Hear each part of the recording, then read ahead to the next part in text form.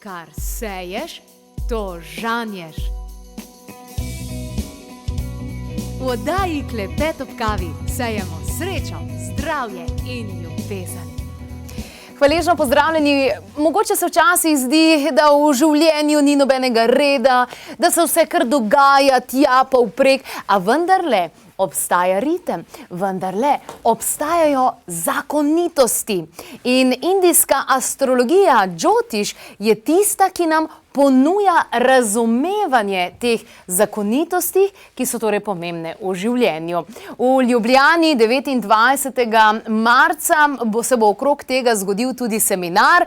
Mi pa imamo danes priložnost in možnost, da spoznamo nekaj teh zakonitosti in da nam Tina Orel, ki je danes v naši družbi, s pomočjo tele table in vsebine na njej poenostavi in približa dejansko ta znanja, ki so bila včasih bolj razumljena in tudi uporabljena kot danes. Tina, pozdravljena, dobrodošla.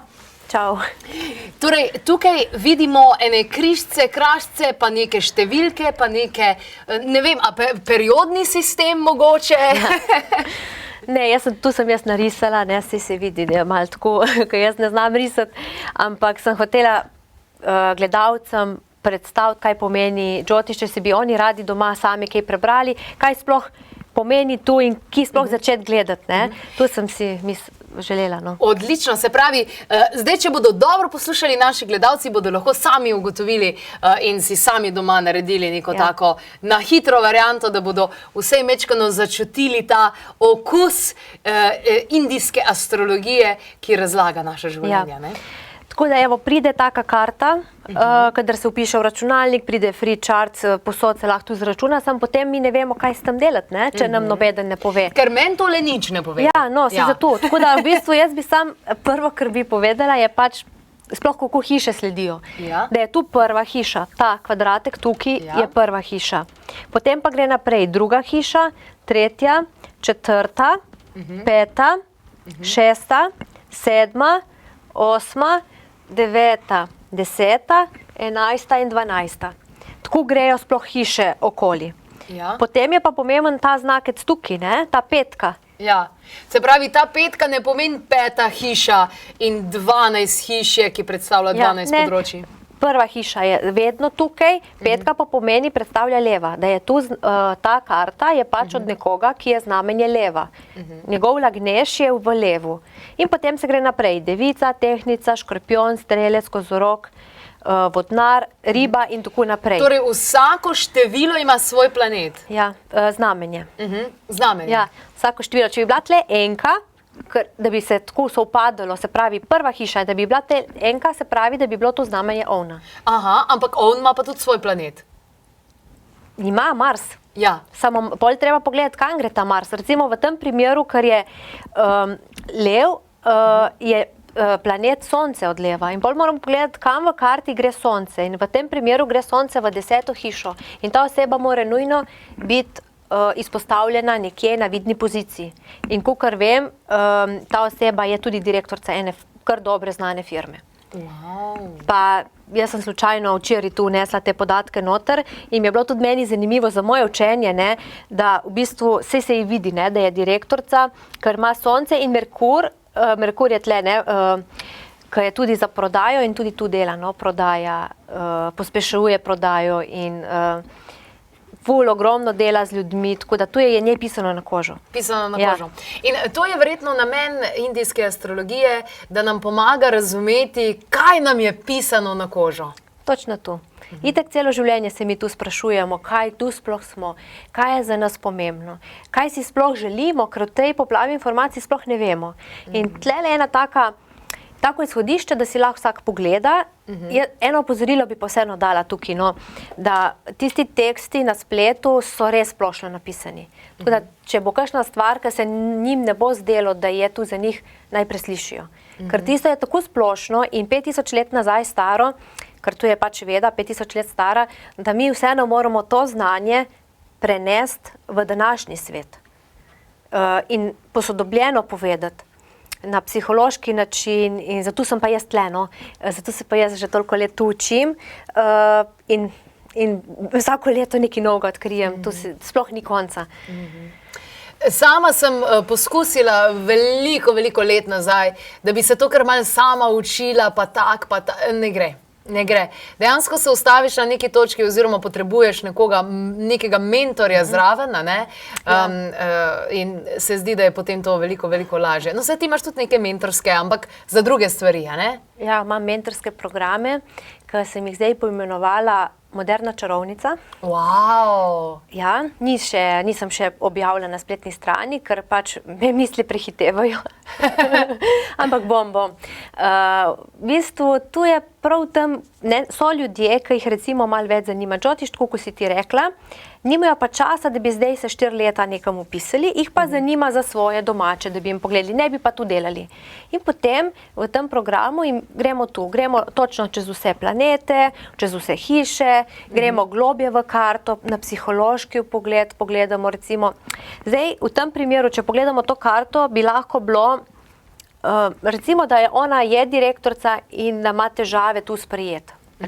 Ne vem, govorim, ne? Bolj bi delali na temu, zakaj ima težave, ker v bistvu v zibelko je bilo dano, da mora biti na vidni poziciji. Zdaj, če pa ona ima od zadaj slučajno strah, da vseeno jo nekaj bremza, pa ni okej, ker ona ne živi v skladu s svojo naravo. In tu pogledamo, tu se ne da tako, nimamo čarobne palčke, da bomo začarali, in zato so pol te mentorski programi, da gremo res globlje in raziščemo, zakaj pa je to. Wow, izjemno, in se mi zdi tudi na, kako reče slovenski pregovor, z žebljico na glavico ali na glavico z žebljico, ta pregovor. Skratka, to se mi zdi, da je tisti ta pravi način. Tukaj tudi lahko vidimo na našem ekranu, kako vsestranski je tale džotiš, torej to orodje indijske astrologije, ki ga že leta izvaja in pomaga ljudem. Tina Orov, ki je danes v moji družbi. Tina Orov je moderna čarovnica, kot ste lahko dejansko slišali. In jaz bi rekla, da še bolj kot čarovnica, moderna čarovnica, moderna čarobnica. No, sej. Ja. Vse, in eno in drugo se strinjam. Veliko čarobnosti lahko prineseš človeku v svet, ko mu dejansko poveš, kam pravzaprav spada. Spoznaj sebe je verjetno ena izmed vseh tistih stvari. In videli smo tudi na televizijskem ekranu seznam 12 hiš, a ne? Vsaka hiša nekaj pomeni. Kaj zdaj to pomeni? Da si mora človek v življenju zgraditi toliko denarja, da bo zgradil 12 hiš, pa da bo vsaki se ukvarjal druge zadeve, ali zakaj so te hiše? Področja življenja, ne? Torej, postavljene imamo te hiše že. Tu so že v nas, ne, v bistvu v nas, nad nami, pač posod so te hiše, planeti jih določijo, ko smo se mi rodili, so bili nad nami, točno tako mi smo naredili, kot da bi eno koda se zapisala, kadar smo se rodili, in tu je tu. Potem je pa, jaz zraven imam potem še ogromno drugih kart, tranzite, pa ta, in potem vse to skupaj probam sestaviti v eno, ne. Zdaj ta je čisto osnovna, mi smo se tu samo eno leto smo se sam tu učili. Drugo leto smo tu utrjevali in potem pridejo še ostale karte, ne. Tako da te so te hiše od 1. do 12. In kaj predstavlja? Prva hiša je naše telo, naš izgled. Druga hiša je denar. Spet se pri tej osebi zgodi, da ima tudi v drugi hiši 2 planeta. Tu je tudi nastopanje na odru, predavanje, kakšne delavnice bi komu tlah imela. Tle so igralci, recimo imajo 3. hišo polno, tle so tudi prijatelji, pa mlajši brati in sestre. V 4. hiši je pa naš dom. Predstavlja dom in naše osnovno šolo, učenje. 5. hiša je otroci tudi. Zdaj, ta oseba ima Ketuja v 5. hiši, Ketu je lunin vozu, južni. In glede na to, zdaj, to je čist na hitro, ker ima Ketuja, bi lahko tudi jaz njo vprašala, ko bo prišla k meni na svetovanje, če si sploh želi otrok. Zdaj pa jaz ne vem, kakšen je odgovor. To pa moram iz zunaj strani slišati, ne. Lahko si želi in ima kakšne težave, lahko se je pa odločila zaradi kariere, ker pač ima tako sonce postavljeno, da ne. In potem bom tudi jaz razložila, zakaj ne, da ni nič narobe, ker ima to kombinacijo. In potem ful lažje razume, zakaj se je tako odločila. Recimo, ta primer, ne, ker okolica pa sigurno vpliva. Kako smo bili mi naučeni? Vsaka ženska mora imeti otroke, ne? V resnici pa, ki piše, da jih moramo imeti? Pol je 6. hiša, je delo za denar. Ljudje, ki imajo polno 6. hišo, se ful borijo. Stari, novi svet, da morajo delati in zraven ful garati in malo dobiti, v resnici pa gremo mi zdaj že v drugi svet, ki lahko manj delaš in tako dosti zaslužiš, samo treba miselno spremeniti. Tle je partnerstvo, 7. hiša, 8. so pa tej smrt, ko se nekaj zaključi, dolgovi, bankroti. Evo, ta je potovanje 9. pa očeta se tudi gleda v 9. hiši, mamo se gleda v 4., ko prej nisem rekla. 10. je pa kariera, vidna pozicija. Zato tej osebi pač več pomeni kariera kot dom. In njej ni problem, ne. In še ko je lev itak ima rad, da je svoboden in da on kraljuje, ne. Zdaj, če bi bila ona recimo luna, pač rak, ne, ki vlada luna in da bi imela to kombinacijo, bi verjetno ful veliko bitko bila med tem, koliko časa je v službi in koliko časa je doma. In bi bil tu njen smisel življenja. Da najde neko ravnovesje. No, pol imamo pa še 11. hišo, ki so naši prijatelji, družba, in 12. hiša je pa tujina, osvoboditev, tudi institucije so tam, ašrami, bolnice, zapori, bolnišnice, ker v bistvu mi gremo, dostikrat zbolimo, gremo v bolnico na oddih, pa niti ne vemo, da smo rabili oddih, ne. Ali je opcija, da potem pri človeku se že v tej karti vidi, da mogoče, da bo šel v zapor ali pa v bolnico? Če bi imel polno 12. hišo, bi lahko tudi, ampak to je res ful na hitro, ne, bi lahko tudi rekli, ali pa bi jaz lahko vprašala. Ponavadi zdaj jaz opažam, ko pridejo ljudje k meni, je največkrat, da ful potujejo, tudi za 3 mesece grejo v tujino, pa pridejo nazaj, ne samo tisto navadno potovanje, ki gre za 5 dni, ne. Ali pa da tudi dobrodelnosti tam v 12. hiši ful radi pomagajo, pa grejo lahko v tujino, dobrodelne stvari delati recimo. In tu je njihov smisel življenja. Če ne drugega, saj enkrat tu poskusijo, da vidijo. Tu je, no, zdaj, da bi prav, mora več stvari se poklopiti, da bi lahko rekli, zdaj bo pa ta šel prav v zapor, ne. Zdaj, konec meseca marca, tvoj seminar bo namenjen razumevanju tega. Ja, točno tu, vse, kar sem tle zdaj na hitro povedala, bomo tam šli res korak po koraku, vse bomo pogledali, kaj tu pomeni, vsak udeleženec bo dobil tako karto izrisano, zato rabim tudi rojstne podatke, da mi prej pošljajo, preden pridejo na seminar. In bomo točno šli vse po vrsti, vse planete, kaj pomenijo, da bodo vedeli, jaz imam pa Marsa v tej hiši, kaj tu pomeni. In vse bomo šli, pa pol bom tudi, kako je leto 2019 sestavljeno, točno po mestih, kdaj bo dobro, kdaj bo malo slabše. In tu, no, in vidim, da še zmeri ljudje ne razumejo obdobja Sade-Sati. Tako da tu bi jim rada res, brez hitenja razložila, počasi, da bodo res razumeli, da tu ni nobeno težko obdobje, ko se ga vsi bojimo, ne. Ampak ni, ne, sem... Čeprav jaz vsem komi čakam, da ga bo zdaj na koncu. Ja, tu pa verjamem, ko veš, da bo konc, ne? Ja, zdaj enkrat bo konc, ne? Zame. Januarja. Januarja? Zdaj, ja, januarja 20 bo po moje. Aha, zame, ne? Ja, če ne, razen če je bilo že januarja, tu bom pogledala, lahko da je bilo januarja 19 že konc, ali pa bo januarja 20. To bi morala prav pogledati, ja. Se veselim. Ampak se mi zdi, da bi pa vendarle bilo fajn za ljudi, da vejo, kadar so v obdobju Sade-Sati, ker se včasih res dogajajo take stvari, da kar bombe padajo, pa jih ne razumeš. In če bi to razumel, pa ne v smislu, zdaj bom pa pripravljen, pa bom v strahu, pa v krču, ampak da vidiš, okej, to je zdaj čas božjega posredovanja, ne? Dajmo poslušati sporočila teh. Ja, se točno tu. Jaz sem zdaj v tem obdobju, že od leta 2014 in bom še do leta 2023, ampak meni so se najlepše stvari zgodile zdaj. Res, ne moram reči, da je, sam s tem vedenjem, da vem, da ga imam in kaj moram paziti, da včasih se moram tudi sama od kakšne stvari odvrniti in malo nazaj potegniti. To je tu potem, ne? Vsega ni še, ne, zdaj sem komi na polovici recimo, ampak do zdaj, kakor je bilo, nimam kaj reči. So se pa dogajale stvari, ne, tudi ko sem pisarno delala, to je, mesece so se mi vlekle stvari, ampak ker sem vedela, da sem v tem obdobju, sem tu nekako lažje sprejela. Ja, vse to se mi zdi, da je vse fajn vedeti, ne?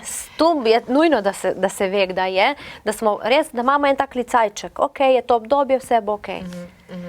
No, sej, traja 7 let pa pol. Ja. Pa vendar ne 7 dni, 7 let in pol. Ja, ne 7 dni, ne. Tist teden pač imaš slab teden, ne, ampak tlele pa 7 let pa pol, pa se ne moreš skriti, moraš dejansko nekaj narediti, ne.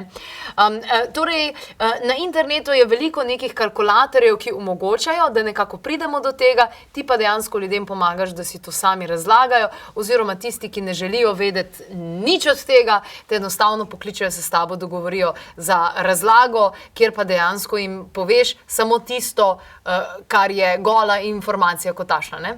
Ja, vse jim povem. Jaz mislim, da v bistvu ljudje, ko grejo od mene, so lahko ful navdušeni, ker dobijo cel kompas za naprej, za življenje, kakšne vibracije jih čakajo. Se itak mi ne moramo napovedati, kaj se bo zgodilo. Jaz ne napovedujem, nobenemu nič, nekaj Džotiš ni napovedovanje. Ampak vibracija, ne, če vemo, že ta 10. obdobje je fajn, da se ve. Potem, zdaj recimo od aprila do oktobra bo tudi ena taka kombinacija, ko bosta Saturn in Ketu skupaj v tranzitu in bo kar naporna situacija. Ampak spet moramo pogledati iz drugega zornega kota, kaj pa jaz lahko tle naredim. In bolj pogledam vsakmu posamezniku politik povem, ne, kam pade tranzit in kaj je za njega najboljše, da se naredi.